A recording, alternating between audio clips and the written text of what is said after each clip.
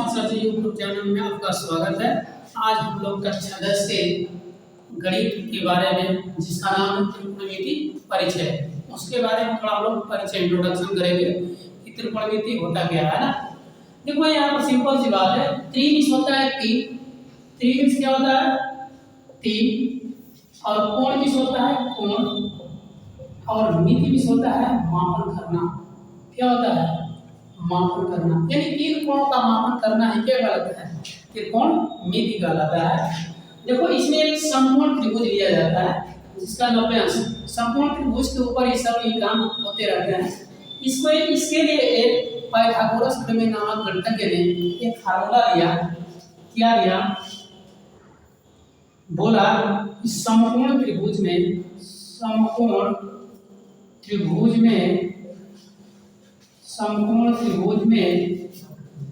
दो भुजाओं के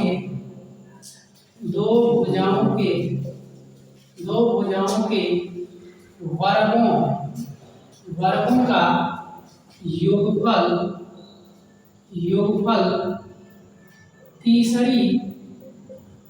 तीसरी भुजा के वर्ग के बराबर होता है, जिसे पाइथागोरस प्रमेय कहते हैं, जिसे हम पाइथागोरस प्रमेय के नाम से जानते हैं। यानी कहने का मतलब ये है कि AB का स्क्वायर प्लस BC का स्क्वायर इस तीसरी भुजा के योगफल के बराबर, ये दोनों का योगफल, दोनों भुजाओं के वर्गों का योगफल तीसरी भुजा के वर्ग के बराबर होती है। यानी जो BC है, एक तो किसी भी चीज का न्यू नीचे से ही पड़ता है, इसको बोलते हैं आधार। क्या बोलते हैं? आधार। ये सीधा जो खड़ा होता है उसको बोलते हैं लंब। क्या बोलते हैं? लंब। और जो तिरछा लगा हुआ जो भुजा है उसको बोलते हैं हम लोग कर्ण।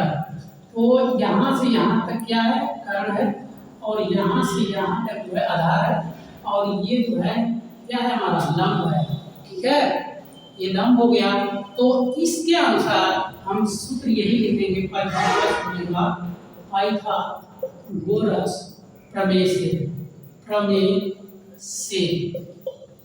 क्या होता है? AC का स्क्वायर बराबर AB का स्क्वायर प्लस BC का स्क्वायर। और देखो इसको क्या बोलेंगे? AC को क्या बोलेंगे? यहाँ से यहाँ कर्ण, इसको बोलेंगे कर्ण का स्क्वायर, और AB क्या है? लंब। हम लिख देंगे लंब का स्क्वायर, और BC क्या है? आधार का स्क्वायर। ये सूत्र मिला हमको पाइथागोरस प्रमेय से। ठीक है, अब हम देखेंगे इसमें कुछ त्रिकोणमितीय अनुपात है। क्या है इसमें? कुछ त्रिकोणमितीय अनुपात है। देखो क्या है कि त्रिकोणमितीय अनुपात ये है कि साइन थीटा इस कोण को मान लिया थीटा। ये क्या है? एक कोण का मान है जो 30 अंश हो सकता है, 45 अंश हो सकता है, 60, मतलब कुछ भी कोण हो सकता है। थीटा बराबर क्या हो सकता है? कोई भी कोण हो सकता है। तो साइन थीटा बराबर हमारा सीधा अनुपात है लंब बटे कर्ण। तो थीटा के सामने भुजा क्या होती है? हमेशा लंब होती है। लंब बटे कर्ण, इसको लिख देंगे लंब बटे कर्ण। फिर इसका होता है cos थीटा में क्या होगा? आधार बटे कर्ण। क्या होता है? आधार बटे कर्ण। फिर उसके बाद साइन कॉस, फिर होता है सेक थीटा। कॉस का उल्टा होता है, इसको उलटा के लिख दो, क्या हो जाएगा? कर्ण बटे में आधार। फिर tan थीटा होता है, tan थीटा बराबर लंब बटे आधार होता है, लंब बटे आधार।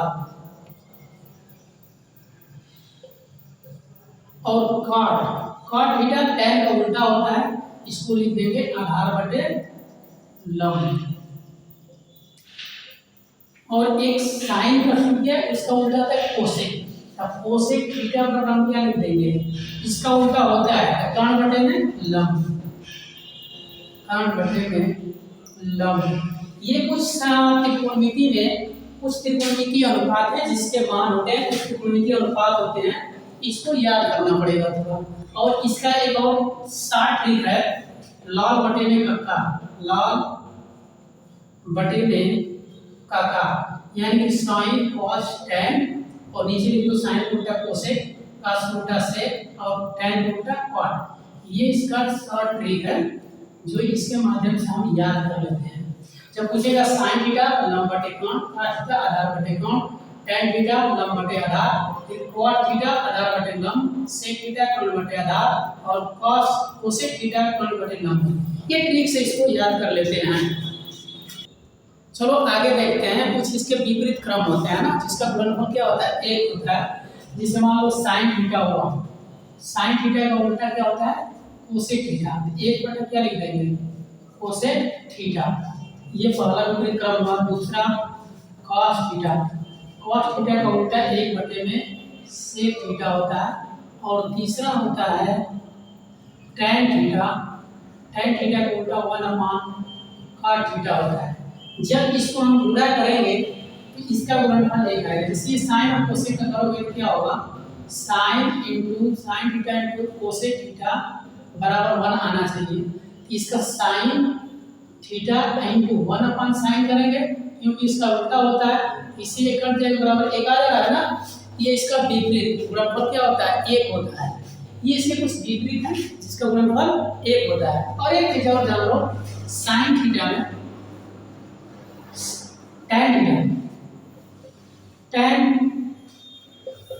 टैन थीटा बराबर होता है साइन थीटा बटे में कॉस थीटा। और कॉट थीटा इसका उल्टा हो जाएगा 1/cos थीटा बटे में साइन थीटा।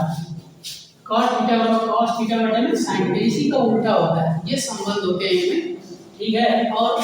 और आगे देख लो कि जब इस कोण को पूछ रहा है तो ये लंब हो जा रहा है। मेन चीज यही है, अगर इसको आप समझ गए तो त्रिकोणमिति में कुछ रखा हुआ नहीं है। अगर इस कोण के सामने जिस कोण को पूछ रहा है उसके सामने की भुजा हमेशा लंब होती है, ठीक है। जैसे इस कोण की बात करें, इसके सामने की भुजा क्या होगा, लंब है। अगर इस कोण की बात करने लगे तो इसके सामने की भुजा क्या हो जाएगी, ये लंब हो जाएगी और ये बगल वाली आधार हो जाएगी। और कर्ण सबका एक ही होता है, ठीक है। कुछ महत्वपूर्ण सूत्र हैं जो हम देख लेते हैं यहाँ पे। कुछ महत्वपूर्ण सूत्र हैं, जैसे sine square theta plus cos square theta बराबर कितना होता है, 1। इसका आगे पीछे का छांतर करेंगे तो 3 फार्मूले मिल जाएंगे। जैसे मान लो हम साइन स्क्वायर थीटा को पकड़ेगा, साइन स्क्वायर थीटा मतलब क्या होगा, 1 - cos स्क्वायर थीटा। फिर एक बार cos स्क्वायर थीटा को पकड़े रखो, cos स्क्वायर थीटा और 1 - sin स्क्वायर थीटा। इससे हमें 3 फार्मूले मिल गए। अब इन लोगों का जिस तरह से जरूरत पड़ेगी वैसे हम सवाल में रखेंगे। अब आते हैं sec square theta. Sec square theta बराबर होता है 1 + tan स्क्वायर थीटा। इसको हम भी 3 फार्मूले प्राप्त कर लेंगे। सेक स्क्वायर थीटा अब माइनस इधर से tan स्क्वायर थीटा को माइनस पक्षांतर करो तो ये हो जाएगा -tan स्क्वायर थीटा = 1। अब फिर इसको क्या करेंगे, अगर हम tan sec square theta minus tan square theta equal to 1, यहाँ से 2 फार्मूले पकड़े रखो, ठीक है। जहाँ जैसी जरूरत पड़ेगी वैसे हम रख लेंगे। अगर जहाँ एक है तो वहाँ हम इतना ही रख सकते हैं। अब चलते हैं तीसरा, कोसेक स्क्वायर थीटा बराबर होता है 1 + cot square theta. Cosec square theta और cot स्क्वायर थीटा मिला है तो माइनस cot स्क्वायर थीटा बराबर 1। ये भी फार्मूला मिल गया। और होता है sin थीटा बराबर 2 sin थीटा × cos थीटा होता है। ये हमारा त्रिकोणमिति का परिचय था और हम सवालों में इसका प्रयोग करेंगे। अगर आपको इंट्रोडक्शन समझ में आए तो चैनल को लाइक एंड सब्सक्राइब और कमेंट करना न भूलें।